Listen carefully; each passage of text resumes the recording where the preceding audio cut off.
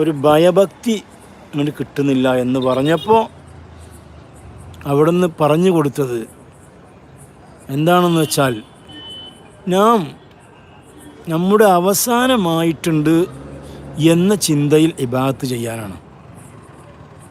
അതായത് നാളെ മരിക്കുകയാണെന്ന് കൂട്ടുക.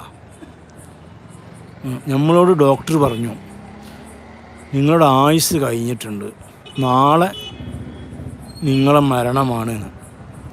അപ്പോൾ ഈ നാളെ നിങ്ങളെ മരണമാണ് എന്ന് പറഞ്ഞ ആ ഒരാളെ ഇബാദത്ത് എങ്ങനെയായിരിക്കും?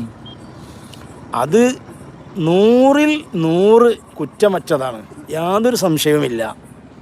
അതല്ലെങ്കിൽ വേറൊരു ഉദാഹരണം ഞാൻ പറഞ്ഞുതരാം.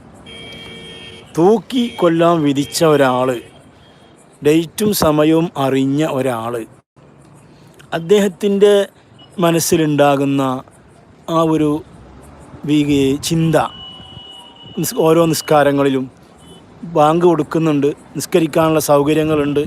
അപ്പോൾ അദ്ദേഹം എന്ത് ചെയ്യണം?